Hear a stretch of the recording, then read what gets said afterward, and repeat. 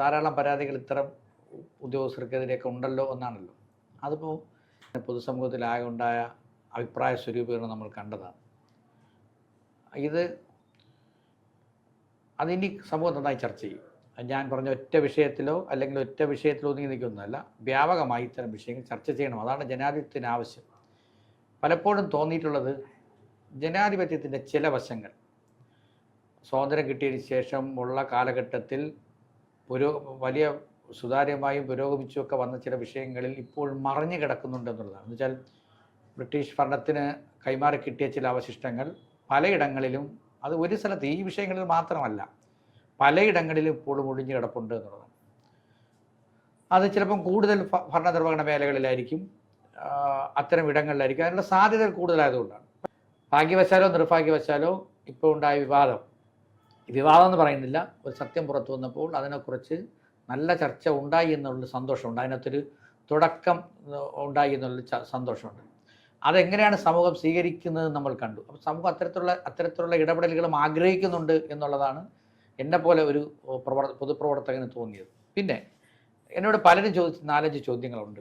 നേരത്തെ സൂചിപ്പിച്ചതുപോലെ തന്നെ എന്തിനാണ് ഈ വിവാദങ്ങളിലൊക്കെ ചെന്ന് ഒരു സർക്കാർ ജീവനക്കാരൻ പോകുന്നത്, അല്ലെങ്കിൽ ഇത്തരം വിവാദങ്ങളിൽ ഞാൻ നേരത്തെ പറഞ്ഞതുപോലെ അതൊന്നും ഒരു കരുതിക്കുട്ടി പ്ലാൻ ചെയ്ത് പോയി ഒരു വിവാദത്തിൽ പോയി ഇടപെടുക, അതിനകത്ത് മറുപടി പറയുക, അങ്ങനത്തെ ഒന്നതേ അല്ല.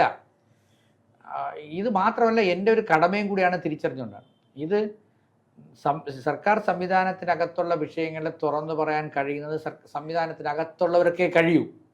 പിന്നെ അതെപ്പോഴും പറയണമെന്നാണ്. പലപ്പോഴും നമ്മൾ സർവീസ് ഡയറികൾ കണ്ടിട്ടുണ്ട്.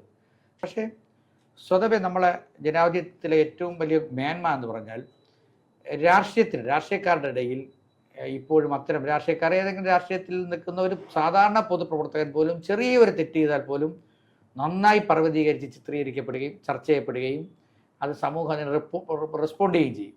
പക്ഷെ ഉദ്യോഗസ്ഥന്മാർക്കെതിരെ അങ്ങനെ ഒരു ചർച്ച ഉയർന്നു വരാറില്ല. പിന്നെ സർവീസുമായി ബന്ധപ്പെട്ട ജീവചരിത്രം കണ്ടിട്ടുണ്ട്. മലയാറ്റൂരിനായിരുന്നാലും പല IAS ബാബുപ്പോളിനായിരുന്നാലും.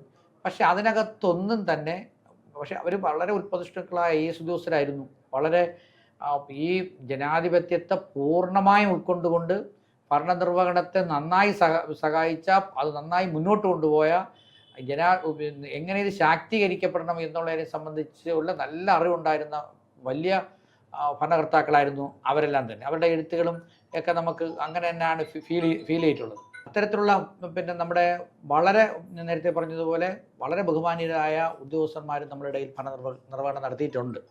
പക്ഷേ സമീപകാലത്ത് വന്ന ചില പ്രശ്നങ്ങൾ, അത് ഞാൻ പറഞ്ഞില്ലേ, ഇത് കൂടുതൽ ഇത്തരം മേഖലകൾ പൊതുസമൂഹത്തിലേക്ക് കാണാൻ കഴിയാതെ പോകുന്നു എന്നുള്ളതാണ് പ്രശ്നം. ചർച്ച ചെയ്യപ്പെടാത്തതുകൊണ്ടാണ്. രാഷ്ട്രീയ കക്ഷികൾ, സത്യം പറഞ്ഞാൽ നേരത്തെ പറഞ്ഞ രാഷ്ട്രീയ പ്രവർത്തകരെല്ലാം പിന്നെ ധാരാളം ക്രിട്ടിസൈസ് ചെയ്യപ്പെടാറുണ്ട് ഈ ഒരു വിഷയത്തിനകത്ത്. ഇപ്പം നമ്മളറിയാലോ, മേയറുടെ വിഷയം, വളരെ സിമ്പിളായ ഒരു വിഷയം എത്രമാത്രം ചർച്ച ചെയ്യപ്പെട്ടു, അവിടെ അങ്ങനെ ചർച്ച ചെയ്യപ്പെടാറുണ്ട്. പക്ഷേ ഇത് അതാണ് വിഷയം. അത് കാലം കഴിയുന്നതോറും മാറും. നമ്മൾ മനസ്സിലാക്കേണ്ടത് ഈ യൂറോപ്പിലൊക്കെ കുറച്ചുകൂടി ജനാധിപത്യം ശാക്തീകരിക്കപ്പെട്ട, നമുക്ക് തോന്നും അവിടെ സാമ്രാജ്യത്വമാണ് മറ്റാണ് ഇവിടെ പോലെ അല്ല, ഇടതുപക്ഷമല്ല എന്നൊക്കെ തോന്നുമെങ്കിൽ തന്നെ അത്തരം ഇടങ്ങളിൽ നിങ്ങൾ ആലോചിച്ച് വേണം അവിടുത്തെ ഉദ്യോഗസ്ഥന്മാരുടെയും ഭരണകർത്താക്കളുടെയൊക്കെ ജീവിത രീതി. നമ്മൾ കണ്ട് ന്യൂസിലാൻഡിലെ പ്രധാനമന്ത്രിയെ സംബന്ധിച്ച്, ലണ്ടനിലേക്ക് അവരുടെ ആശയങ്ങളും മറ്റൊക്കെ പൊതുസമൂഹത്തിന് മുന്നിലേക്ക് അവർ കൊണ്ടുവരുന്ന ആശയം ഇവരെല്ലാവരും തുല്യരാണ്, സാധാരണ പൗരന്മാരെ പോലെയാണ് എന്നൊരു തോന്നൽ സൃഷ്ടിക്കാൻ ഇത്തരം ഭരണകർത്താക്കൾ കഴിയുന്നുണ്ട് എന്നുള്ളത്, അവിടുത്തെ ഉദ്യോഗസ്ഥന്മാർക്കും അങ്ങനെ കഴിയുന്നുണ്ടെന്നുള്ള യാഥാർത്ഥ്യം നമ്മൾ മനസ്സിലാക്കണം. ഇന്ത്യൻ ജനാധിപത്യം യഥാർത്ഥത്തിൽ അങ്ങനെ ഒരു ദിശയിലും കൂടെ സഞ്ചരിക്കേണ്ടതുണ്ട്. കുറച്ചുകൂടി ഈ വിഷയങ്ങളൊക്കെ തന്നെ ഏറ്റവും മുകൾ മുതൽ താഴറ്റം വരെ കുറച്ചുകൂടി സുതാര്യമായ അഭിപ്രായ പ്രകടനം നടത്താൻ കഴിയുന്ന രീതിയിലേക്ക് മാറണം എന്നുള്ള ആഗ്രഹമുണ്ട്. പലയിടങ്ങളും നേരത്തെ സൂചിപ്പിക്കപ്പെട്ടതുപോലെ ഞാൻ പറയുന്നില്ല, നീതിന്യായമായിരുന്നാലും ബ്യൂറോക്രസി ആയിരുന്നാലും പലയിടങ്ങളിലുള്ള ഇത്തരം വിഷയങ്ങളൊന്നും ചർച്ച ചെയ്യപ്പെടുന്നില്ല എന്നുള്ള ഒരു സങ്കടകരമായ അവസ്ഥ. ചർച്ച ചെയ്താലൊക്കെ തെറ്റാണ്, അങ്ങനെ ചർച്ച ചെയ്തുകൂടാ, ചോദ്യം ചെയ്യാൻ പാടില്ല, ചോദ്യം ചെയ്യുന്നതേ തെറ്റാണ് എന്ന രീതിയിൽ ചോദ്യം ചെയ്യുന്നവരെ ക്രൂശിക്കാനുള്ള ചില നിലപാടുകളൊക്കെ ഉണ്ടാകുന്നത്. അതിൻ്റെ ഒരു ഉദാഹരണം മാത്രമായിട്ട് ഞാനിത് കാണുന്നത്. ഇത്തരം വിഷയങ്ങളൊക്കെ കൂടുതൽ തുറന്ന ചർച്ചയ്ക്കിട നൽകാനുള്ള അവസരം അപ്പോൾ പറയാൻ വിചാരിച്ചു. പിന്നെ മാനവികത അല്ലെങ്കിൽ അതിനെ സംബന്ധിച്ച് പൂർണ്ണമായും ഉൾക്കൊള്ളാത്ത, അത് ഈ താഴെത്തട്ടിലെ ഉദ്യോഗസ്ഥന്മാർ വരെ ഉണ്ടാകും. മുകൾ തട്ടിൽ വരുന്നത് താഴെ. ഇപ്പോൾ ഒരു പഞ്ചായത്ത് ഓഫീസിന് അല്ലെങ്കിൽ ഒരു പോലീസ് സ്റ്റേഷൻ, വില്ലേജ് ഓഫീസിനകത്ത് ഒരാൾ ചെന്ന് കയറിയാൽ അയാളെ എങ്ങനെ കൈകാര്യം, എങ്ങനെ സ്വീകരിക്കണം, അയാളെ എങ്ങനെ സംയമനത്തോടു കൂടി അയാളുടെ ഇടപെടണം, അയാളുടെ ആവശ്യത്തിനെ സംബന്ധിച്ച് എങ്ങനെ മാന്യമായ അഭിപ്രായം പറയണം, അല്ലെങ്കിൽ ആ വിഷയത്തെ എങ്ങനെ അവർക്ക് ഉൾക്കൊള്ളാൻ കഴിയുന്ന രീതിയിൽ അവതരിപ്പിക്കണം, ഇതൊക്കെ ഇപ്പോഴും പല സർക്കാർ ഉദ്യോഗസ്ഥർക്കും അറിഞ്ഞുകൂടാ. പലയിടത്തുള്ള പ്രശ്നം അതാണ്. സത്യത്തിൽ ചിരിച്ചുകൊണ്ട് വർത്തമാനം പറഞ്ഞാൽ പോലും സർക്കാർ സർവീസിനകത്ത് വലിയ മാറ്റം ഉണ്ടാവുമെന്ന് നമ്മൾ പലപ്പോഴും ഒന്ന് ചിരിച്ചാൽ മതി, മുഖത്തൊന്ന് ചിരി വരുത്തിയാൽ മതി. സാധാരണക്കാർ അത്രേ ആഗ്രഹിക്കുന്നുള്ളൂ. അവിടെയൊക്കെ നമുക്ക് തിരുത്തേണ്ടതുണ്ട് ഈ സ്ഥലങ്ങളിലൊക്കെ. അപ്പോൾ തിരുത്തൽ ഈ പറയുന്നത് പോലെ സാധാരണ നമ്മൾ ഈ ഓൺലൈൻ സംവിധാനങ്ങൾ വരുമ്പോൾ ഇത് മെച്ചപ്പെടുന്നുള്ള ധാരണ നമുക്കുണ്ടായിരുന്നു. ഓൺലൈൻ സംവിധാനങ്ങൾ വരുമ്പോൾ ജനങ്ങൾക്ക് ഈ പൊതു സംവിധാനത്തിലേക്ക് നേരിട്ട് ഉദ്യോഗസ്ഥന്മാരുടെ മുന്നിൽ പോകാതെ ഒക്കെ ഇത് അതിന് കാര്യം നിർവഹിച്ചു പോകാൻ കഴിയും എന്നൊരു തോന്നലുണ്ടായിരുന്നു. പക്ഷെ അത് അത്ര വേഗത്തിൽ നടക്കുന്നില്ല. മറ്റ് രാജ്യങ്ങളിലൊക്കെ ഒറ്റ ഒരു മൊബൈലിലെ ഒരു കോൾ കൊണ്ടോ അല്ലെങ്കിൽ ഒരു ആപ്പ് വഴിയോ ഒക്കെ തന്നെ സേവനങ്ങൾ പൂർണ്ണമായും കിട്ടുന്ന ധാരാളം പരിഷ്കൃത സംവിധാന രാജ്യങ്ങൾ നമ്മുടെ ലോകത്തുണ്ട്. ആ സംവിധാനത്തിലേക്ക് ഇന്ത്യയും വളരേണ്ടതുണ്ട്. നമ്മൾ ഒരു കാര്യം കൂടി ആലോചിക്കണം, കേരളമാണ് ഇത്രയെങ്കിലും മുന്നോട്ട് പോയത്. മറ്റ് സംസ്ഥാനങ്ങൾ ഇപ്പോഴും തീർത്തും ഇതിൻ്റെ മറുവശമാണ്. ഈ സ്വാതന്ത്ര്യം ലഭിക്കുന്നതിന് മുമ്പ് നമ്മളിവിടെ പണ്ട് അയിത്തവും ഒക്കെ പറഞ്ഞ് നമ്മൾ പറയുമായിരുന്നല്ലോ. ആ ഒരു കാലഘട്ടത്തിൽ ഞാൻ പറഞ്ഞല്ലോ, ഉയർന്ന ഓഫീസറുടെ മുറിയിലേക്ക് കയറുമ്പോൾ പ്രവേശിക്കുമ്പോൾ തന്നെ ചെരുപ്പ് ഊരിയിട്ട് വരണം, മേൽമുണ്ടഴിച്ച് അരയിൽ കെട്ടണം, ഓച്ചാനിച്ച് നിൽക്കണം, വിശേഷ ദിവസങ്ങളിൽ സമ്മാനം കൊടുക്കണം. ഇത് ഇപ്പോഴും ഉത്തരേന്ത്യൻ സംസ്ഥാനങ്ങളിലുണ്ട്, പല സംസ്ഥാനങ്ങളിലും ഉണ്ട്. എല്ലായിടത്തും ഒന്നും പറയാൻ കഴിയില്ല, പല സംസ്ഥാനങ്ങളിലും ഉണ്ട്.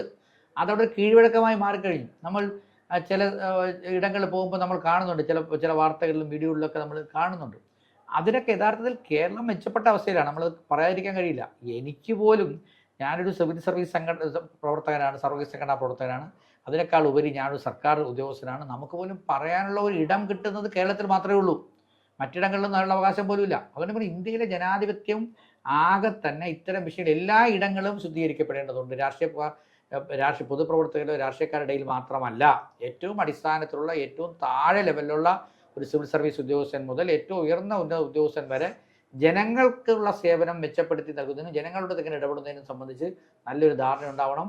അത് ആ വിഷയങ്ങൾ അഭിസംബോധന ചെയ്യാനുള്ള ഒരു ധൈര്യം ഉണ്ടാവണം. അതാണ്. അങ്ങനെയുണ്ടല്ലോ, ഇത് പറയാതിരുന്നാലും മതി. പറയാതിരുന്നാൽ ഇങ്ങനെ പോയി നമ്മൾ ഓരോ ഇടങ്ങളിലേക്ക് പോയി ഒതുങ്ങിപ്പോകും. പോരായ്മകളുണ്ട് സംവിധാനം. അതിനകത്ത് കാര്യത്തിൽ 50 രോഗികളെ നോക്കേണ്ട ഡോക്ടറെ മുമ്പേ 150 രോഗികൾ പോയാൽ എന്തായിരിക്കും അവസ്ഥ? ഒരിക്കലും സൗജന്യം ആൾക്കാർ ഇങ്ങനെ പറഞ്ഞു വരുത്തുകയാണ്, ഇത് സൗജന്യമായി തരുന്നു. സൗജന്യമല്ല. കാഴ്ചയോടാണ് തോന്നുന്നത്.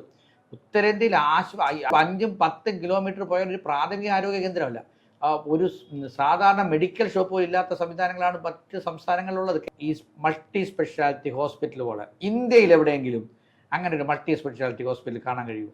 ഇപ്പോൾ ഇന്നലെ സർക്കാർ സേവനാവകാശ നിയമത്തിൻ്റെ പഴുതുകൾ അടച്ചുകൊണ്ട് പുതിയൊരു സംവിധാനം കൊണ്ടുവന്നു. സേവനാവകാശ നിയമമൊക്കെ നടപ്പിലാക്കേണ്ടതാണ്. അപ്പോൾ നമ്മളത് സ്വാഗതം ചെയ്യുകയാണ്. അതൊക്കെ അങ്ങനെയുള്ള വിഷയങ്ങൾ ഗവൺമെൻറ് നന്നായി ക്രിയാത്മകമായി ഇടപെട്ട് മുന്നോട്ട് വരികയാണ്. അത് നമ്മൾ കാണാതിരുന്നുകൂടാ. ഇത് മാറ്റം ഉണ്ടാകും. മാറ്റത്തിന് വേണ്ടി പ്രതീക്ഷിക്കുക, മാറ്റത്തിന് വേണ്ടി ഇടപെടുക. ആ ഇടപെടലുകളാണ് നമ്മളെല്ലാം ചെയ്തുകൊണ്ടിരിക്കുന്നത്.